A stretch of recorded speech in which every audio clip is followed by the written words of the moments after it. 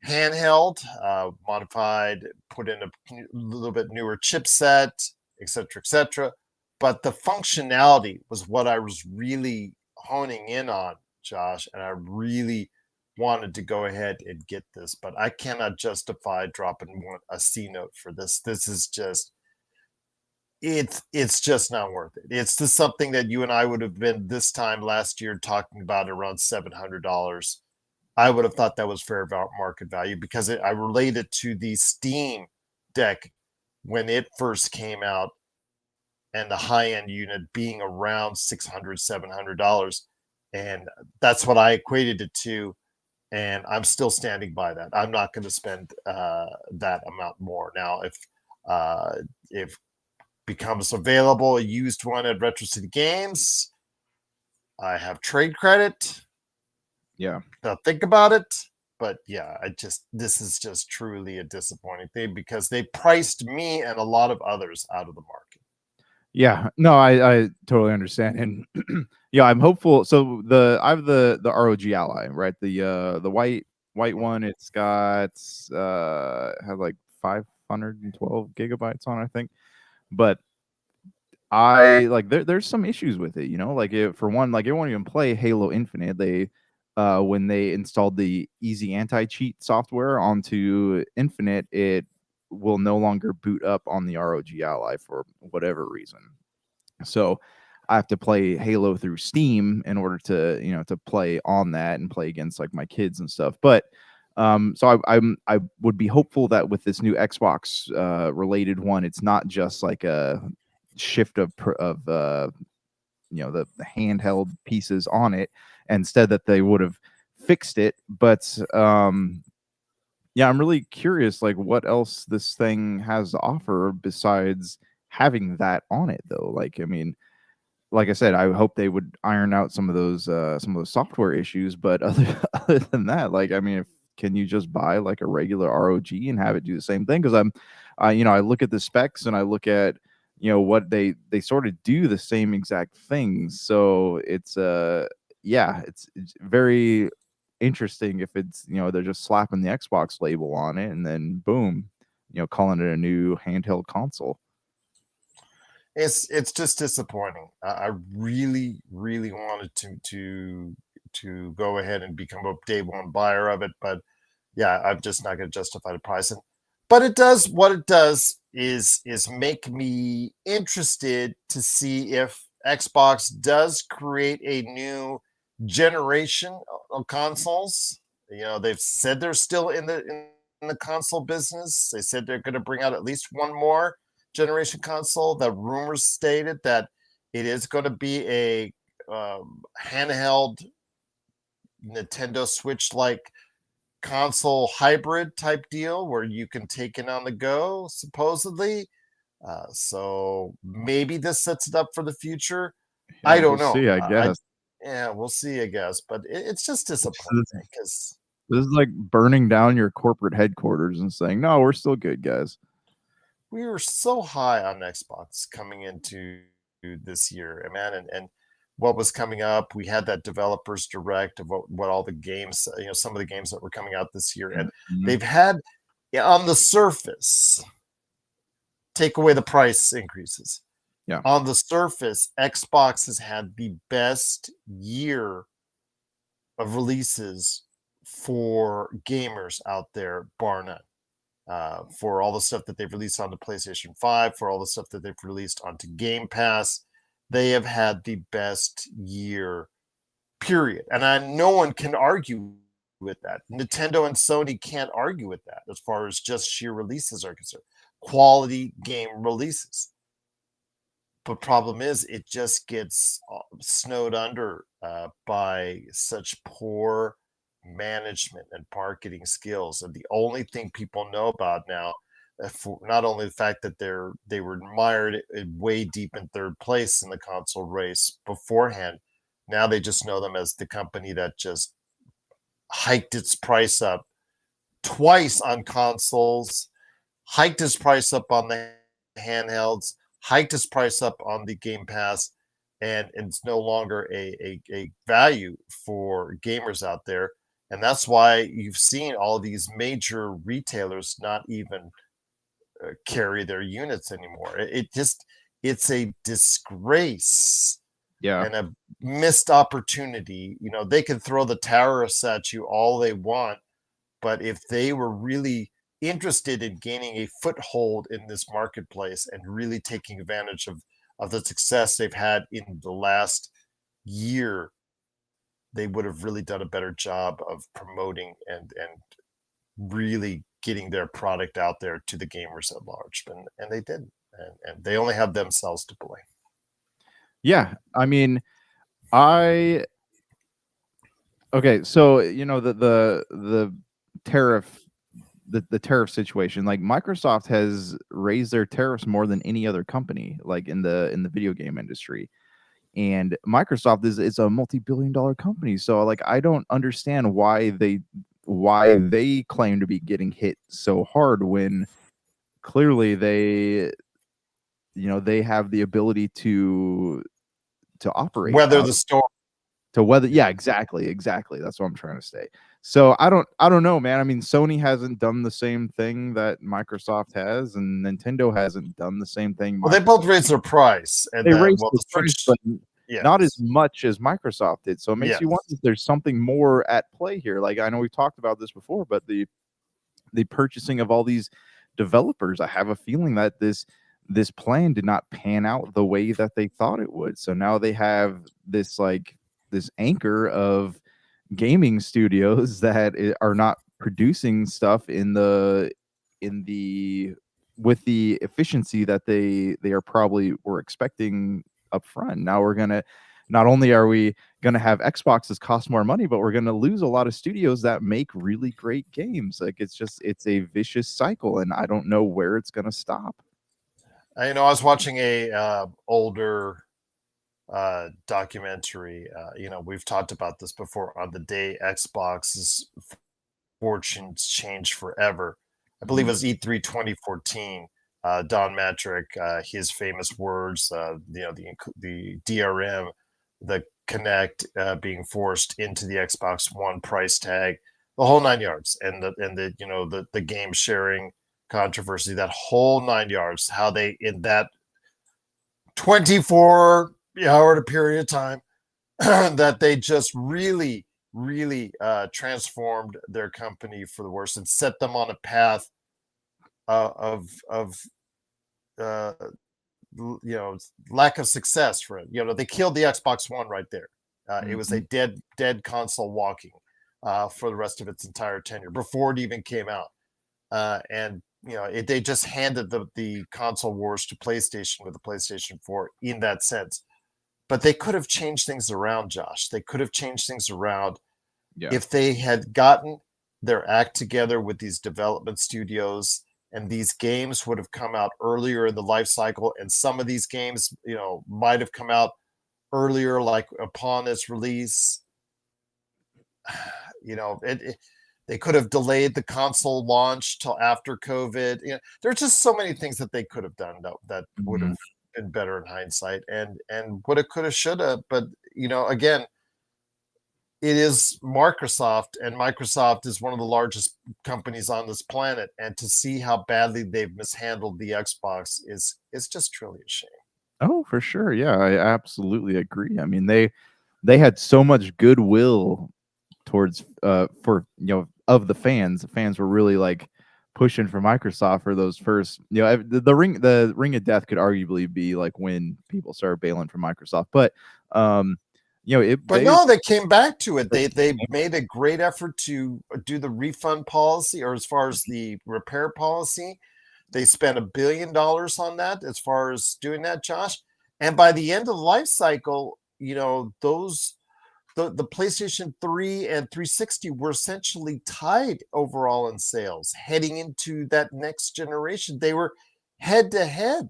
Xbox was better seller, I believe, in Europe and the US, and PlayStation 3 was a better seller overseas, but they were essentially neck and neck sales wise heading into the PlayStation 4 and Xbox One, and they just started making mistake mistake one after another. Yes. I know, man. I know.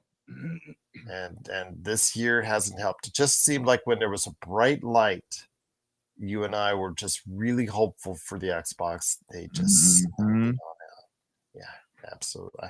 It's maybe at this point, you either shut it down or you sell it. Sell Xbox to some entity out there for pennies on the dollar, and just get rid of it, because it's clear that Microsoft doesn't have a great direction for it at this time. Well, it's like that meme, that meme where the stick gets put in the spoke of the bicycle, but it's like the one where the driver of the bicycle sticks the spoke in their own bicycle. Yes. That's exactly what's happening here. Speaking of which, my friend, as far as Xbox is concerned, guess what? On the week that they release a handheld, Telltale Games, a company, yes, by the way, did you know? Oh, Double Fine, Double Fine is a studio that's owned by Xbox, has been owned for years by Xbox. They just released their latest game, Keeper, and based off of a totally unique story here. It's the story of I guess, an exploration game, and you're driving a lighthouse, a animated come to life lighthouse. I remember that game being shown. I forgot about that. Yes. It is now out in the wild. It came out today as we're talking about this. It's around an 80 Metascore. It looks like it's really beautiful to look at. It looks like the artistry. You're going to love the color. The Josh Peterson color palette will be filled. Love those color palettes. Yes. So I'm looking at it now in another tab. I'm just going to say this. If you got Game Pass, I would hope, please give it a try. Please give it a try. This is the exact type of game that gets buried with all the releases that are out there this holiday season, and so many releases that are coming out. I sincerely hope that you give Keeper a try. I know it's weird. I know it's not the atypical shooter or the atypical third-person actioneer or the games that we've seen like recently of Ghost of Yotai or whatnot, or the Souls-like games. I understand it's not like that, but it's different. And it actually looks like it's good. And so if you guys are out there looking for something different for just a night or two, or to really get into it, yeah, try Keeper if you've got Game Pass. I would really, really like to see players adopt to this, because Double Fine, as you know, has always done things differently. And they will always, as long as they got the doors open, Tim Schafer, head of Double Fine, will always try to do things differently. Psychonauts is the prime example of that. To the beat of their own drum. Yeah. So if you guys out there want to support independent game making from a standpoint of ideas and concepts, they're obviously owned by Microsoft, so they're not independent themselves, but they come from a place where they were an indie development studio. And they still have that spirit. The fact that we've been bashing Xbox now for weeks now, Josh, I have to give them one slight deal of credit, is that they said yes to this game. Whatever you think about Xbox, the fact that maybe Sony probably would not have accepted this game. They probably would not have greenlit this game. I don't know if Nintendo would. This is kind of the quirky game that Nintendo might have done it too, but Xbox did say yes to this game. And it just says, you know what, for all the stuff we've been bashing on, even in the past few minutes, I got to give them a slight nod of credit for letting Double Fine make this game. Amen. We need, for every AAA experience out there with a well-told narrative, we need something with walking lighthouses. Yes, absolutely. So please don't let this just get snowed over. I mean, we talked about the software this year. This is the best year ever, or the best, I'm going to say, leading back to Indiana Jones, this is probably the best 365 days Xbox has ever had on the software point of view. Don't get me started on the hardware. That's again, you just heard me a lot of that. But to come out with such great titles like Avowed, Midnight, Till Midnight, that really solid game, and also the stuff that Obsidian is doing, Indiana Jones. They just came out with the Giants DLC as well. All these great games that Xbox has been bringing out as of late. Please support a game like Keeper. It just helps keep the independent way of thinking, so we don't just get Fortnite clones, Call of Duty clones, and Demon Souls clones. It's just, please do yourself a favor, play Keeper, and just keep that type of independent thinking alive. That's all we ask. I agree. Yes. But also out today, mainly going to be headed to PC and whatnot, although it is available for consoles as well. Actually, you can get it at a discount already. Vampire the Masquerade Bloodlines 2. This is something where if my good friend Melinda Barkhouse Ross was still here, she would be all over this game because of the vampire motif and whatnot. But Vampire the Masquerade was actually a pretty good success. It's the first time around, so sequels, we'll have to wait and see how well they're received. But any thoughts on this, my friend? The reviews are mediocre, which can sometimes happen with sequels, my friend. But any interest in going to become a vampire as far as Vampire the Masquerade Bloodlines 2? I have never played any of these games, and there's so many of them now, and I don't know a good jumping on point. The vampire games, I probably will not check this one out, but I know there's a loyal fan base for it, and I think that's cool that they're still making them. This reminds me a lot of the zombie games, because you play it from a first person standpoint, and the things you can do with it. It's not just a blind shooting or whatnot. This is something you could manipulate as far as is concerned. So again, if you wanted to be a vampire from that vantage point, a first person standpoint, it's kind of a different and offbeat type of game. So yeah, wanted to give a shout out to Vampire the Masquerade Bloodlines 2. A big shout out to Melinda Barkhouse Ross. I know she's doing okay right now. She's doing some good stuff out there. I know she's really busy, but I wanted to go ahead and give her a shout out by saying, give out a try to Vampire the Masquerade Bloodlines 2. It is out, coming out the 21st, so it's coming out in 4 days. So if you want to go ahead and check that out here, please let us know your thoughts on it, popculturecosmos@yahoo.com. Well, my friend, there's a little bit more to talk about on today's show before we head on out. Netflix it's of course that time of the year. When it comes to Halloween, and we got to make sure before Halloween happens, we got to have our annual Halloween costume. What's hot and what's not at the costume stores. They pop Demon Hunters, man. I'm sure. Yeah, I know. I was asking my daughters yesterday about what does Spirit, because I used to run Spirits. I ran Spirit for 4 years and managed. It was kind of unique, but they would always come like. I know that K-pop Demon Hunters was a hit during the summer, and they have to make them so far in advance. Something like that, if it hits during the summer, they will try to make something comparable in it as fast as they can and try to get it to consumers maybe in around mid-October. Early to mid-October is the earliest they can do that, because with something like K-pop Demon Hunters. So I want to see what they would call it, because they won't license K-pop Demon Hunters. They won't pay for that license. So I want to see what they would call it, like Demon Hunting on a Wednesday package or something like that.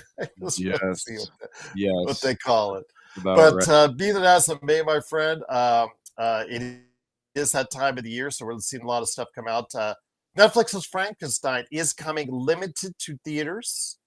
It will be released on Netflix in early November. The reviews are pretty good for it. It is up your alley because of one main reason. It is the next film for Guillermo del Toro. So your thoughts on this, my friend? Guillermo del Toro has come back with a new version of Mary Shelley's Frankenstein and his envisioning of it. A lot of these things that he's brought to it, I think, are based primarily off the book and not off of what Hollywood has adapted before. So your thoughts on Frankenstein, limited in theaters if you want to check it out, but it will be coming to Netflix in early November. I gotta say, like, I was really excited. So I'm, as an English teacher, right, I teach Frankenstein every year, one of my absolute favorite books. I always tell the kids, I'm like, you're not gonna understand it now, but when you get to college and you're able to think more critically, you'll really appreciate this book. So I was excited about, because I love me some Guillermo del Toro, but I got, as I'm hearing more and more about the movie, I'm finding out that it's not a direct adaptation of the book, and I don't know why, because there's like, it's really straightforward. Like, it tells a good story. Well, I know he adds in some characters of his own and takes some out, but he also adds some elements in that are directly from the book that haven't been really adapted by previous movie or TV adaptations. Right. But it's not like a page for page adaptation. I think that that would be such a powerful thing to have for schools, right? I mean, show a movie that's actually based on the book, and not to say that this movie's not going to be good. I'm sure it's going to be great, but as a teacher, I'd really like to have material that is based on, adapted on the book. It's the same thing with like 1984. They have that one with Gary Oldman, but it's like super inappropriate. You can't show that to a class full of 11th graders. So I don't know. Yes, I'm excited about the movie. I do really want to watch it. I have been actually looking forward to this one for a long time. So I want to see exactly like how close it is to the movie, but also like I know that there's going to be a lot of liberties taken with the character, as there has been traditionally, over the course of however many years people have been making movies based on the Frankenstein property. I'm interested and eager to see what comes out of it. I know the Frankenstein himself it's not, people are talking about what he looks like because pictures have already flown out there about what this version of Frankenstein looks like. And it's like basically not as grotesque or pieced together the facial features of Frankenstein this time around. Do you have an issue with that, or are you looking for something? Were you looking for something more like the old movies type deal? No, I mean, I don't like the old movies because they don't tell the story right. Victor is all. I mean, I would even go as far as to say that Victor is the main character in the story of Frankenstein, but movies always, they relegate him to like a side character, and sometimes he just shows up in the movies for 5 minutes, and the story focuses on Frankenstein, or not Frankenstein, sorry, the creature who is not named Frankenstein. So I don't have an issue with how he looks, because I mean the book is talks about it, right? They say he has like white pallid skin. He's all sewn together. His eyes are, there's redness in his eyes are slightly red, and they give a little bit about little bit of detail about him, but they don't like necessarily go into a lot of detail about what he looks like. What does his body look like? So I mean, I understand being able to take liberties on something like that, and I'm not too picky about it. I just I want to know, are the elements of the story there? Do they show about like the difference between like what makes somebody a monster, right? Do they show that comparison between Victor and the creature? Who has more humanity? Like I want to know that. I want to see those elements of the story explored. Like the physical traits of the creature don't really matter to me that much, as opposed to having the stuff that made the book so good within the movie. Before we head on out, my friend, I wanted to go ahead and discuss one last thing. Black Phone 2, or actually a couple things. Black Phone 2 has now hit theaters. It is expected to win the box office battle because Tron Ares, I think you and I are going to already know, that's probably going to suffer a massive hit in its second week, as a lot of disappointing blockbusters do. Your thoughts on Black Phone 2? Ethan Hawke returns to the role again, even though I thought he died And of course, in horror movies, if they do well enough, they never actually die. They just get resurrected somehow with some incredibly creative writing, for lack of a better term. Your thoughts on Black Phone 2? Do you plan to pick up the phone if it starts to ring? Straightforward with you. Never watched the first one, but I hear that it was really great. From what I've seen, the second one seems to be more of like a supernatural type film as opposed to having like a real like flesh and bones murderer out there, like Ethan Hawke played in the first one. So I don't really know. The trailers were very vague. It shows a kid in the phone booth and a hallucination maybe, or maybe the movie's gonna end, it's gonna end up being the kid. He was the guy in the black mask in the second one. I don't know, but I personally really like when I see like newer horror movies come in and make waves, because I think we rely too heavily on the old properties, the Friday the 13th, the Screams, the I Know What You Did Last Summer, those types of characters to perpetuate the genre forward, and we don't get a lot of like new stories in there. So I think that for that very reason, like I admire movies like Black Phone and Weapons, even because it helps it's helping tell fresh stories in a genre that has just been recycled over and over again. I'll say this, my friend. I agree with you that it's great to bring new types of stories into the universe and have them go like 4, 5, 7 iterations in. Now, how can we beat this one to death? Yeah, exactly. So Weapons with a prequel, it's already been talked about. Black Phone 2 already taught, on the screens. But if it goes and if it strays far away from the horror, they better not do what Megan did and then go like all action adventure, straying away from the horror aspect of it. And people poo-pooed on that for Megan 2.0. And if it is Black Phone 2.0 and it's not going the right direction, there won't be a Black Phone 3. That's for sure. Those creatives, man, those creative college kids just messing up everything. Indeed. But before we head on out, I did want to mention if you're into Netflix, what's coming out on Netflix, or what has come out on Netflix, The Diplomat season 3 has gotten some solid reviews out there. If you're interested, that's going to be probably a big watch out there for a lot of people as we get closer and closer to some of the major stuff that Netflix is doing, including Frakenstein, Stranger Things. But wanted to mention something from Apple TV. You can't say the plus anymore because they took the plus away because, I don't know. Just the plus seemed to be everybody have the plus on their streaming service. Now they can't get rid of the plus fast enough. Just talked to Apple TV about that. But they're doing a 5-part series on Martin Scorsese called Mr. Scorsese. Interesting. And I just wanted to go ahead and hear your thoughts on this, because I know that Monday's show we leave for your MCU climb. Today I thought you would want to go ahead and just the last 3-4 minutes, 5 minutes of our show, talk about what Martin Scorsese has given to the world of filmmaking. Yeah.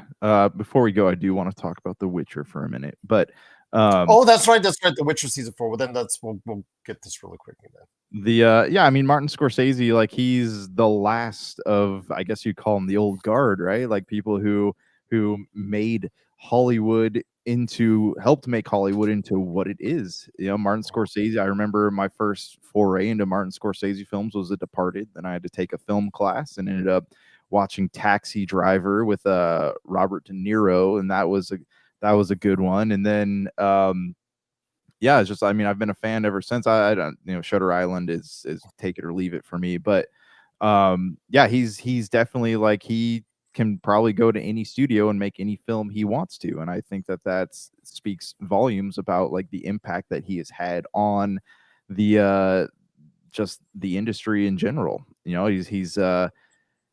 has been very outspoken against like these big franchise films, the Marvel universe, for example, but there's a lot of respect for him, and he definitely has left a lasting legacy. So it'd be interesting to see a show like this and see what they say about him, what they make of him, what they have to say about him. And I like the last thing I actually saw Martin Scorsese in was The Studio. Remember that first episode? Uh-huh. And I believe he won an Emmy for that. Yeah, that's or crazy. Bryan Cranston won for that, but he was nominated for an Emmy on that. So yeah. I mean, pretty great. And honestly, like, he's one of those filmmakers where, like, I think he deserves everything he wins, because he is immensely talented. And I mean, you can see the way that his skills as a filmmaker have evolved from one film to the next. And that's kind of a lot more than we can say for his nemesis, which are the Marvel movies. Yes, that's for sure. It is Mr. Scorsese. It is a 5-part TV series. It's available now on Apple TV. Strong reviews, 81 on Metacritic for a TV show. So go ahead and check it out today. And if you have thoughts on Martin Scorsese's career and life body work, and also this TV series, let us know. popculturecosmos@yahoo.com. But before we head out, I mentioned some of the things that have come to Netflix. What's coming to Netflix as well? The Witcher Season 4. So are you on Team Hemsworth as far as is concerned? Are you interested in going back and delving into The Witcher? We talked about it already as far as the author of The Witcher. Especially when it comes to the video game scene, not exactly thrilled with what's going on there. But would you be thrilled by what's going on with The Witcher in Season 4? I don't know, man. Like, the first season of The Witcher was great. Like, it was a really good show, right? It was like that, whatever that, I think it was like 13 episodes or something like that, 12 episodes maybe, but it was good. They laid the groundwork for what had the potential to be a really great series, but then they got further away from the book's mythology. They got further away from the lore. They got further away from like what made the first season great. They're trying to be Game of Thrones, man, and it just wasn't working out. And then we have this whole thing with Henry Cavill and Liam Hemsworth. I will give it a shot. I'm gonna give it a shot, man. There's 2 seasons left of The Witcher, and I'm 3 seasons committed at this point. The end of the last season was pretty awful, but at this point, I'm gonna check it out. It could be terrible, could be great. I don't know. I'm gonna go in objectively, though. Okay, I'm not gonna go in wanting to bash this show, probably like a majority of a lot of critics out there. So I'm gonna go in. I'm gonna give it a fair shot, and then I'll be able to tell you what I think about it. But yeah, the author of the books, and there's a lot of other authors out there too, have been bashing the story being told in the show. So I don't know, man, but I'm gonna give it a shot. What about you? You gonna toss some coins to The Witcher this season? I don't know. I really got lost after season 1, so I don't know. I guess it just kind of irks me when I'll see The Witcher there, and then I'll see the Halo series in the Netflix top 10 right alongside it, and think of myself, what could have been for both these series? And I'll just leave it at that. Yeah, well, Halo, there's rumors floating around there's going to be a season 3 produced by Netflix, and I think if that's no, hear me out though. Hear me out. Netflix does a good job of getting people who are actually good. When fans want a property revived, Netflix does a great job of finding people who can make it happen. So if there's a season 3 of Halo, I will give it 1 season to change my mind about it. Okay, I'll take your word for it, but you know my thoughts on Halo, indeed. All right, if you guys have thoughts out there on the new season of The Witcher, please let us know. And would you like to see a revival of Halo? Because it was really not that great the first time around, outside of one episode. But yeah, if you want to go ahead and dare into it, once again, Netflix, by all means, please let us know. popculturecosmos@yahoo.com. But last word I wanted to go ahead and mention to you, Josh. I know that hopefully that you'll be able to come by Las Vegas at some point in time. If you guys or gals out there are interested in the video game scene here in Las Vegas, there's no better place to go than one of our good friends at Retro City Games. They now have 4 live locations, and now they're the only video game store that's actually physically on the Strip. They have a beautiful location called Retro City Games Collector's Edition. It is some of their higher end stuff that they have. If you want to see a fabulous store that's overlooking the Las Vegas Strip, go to the Caesars Palace Forum Shop's 3rd floor, and you will find what you're looking for there, Josh.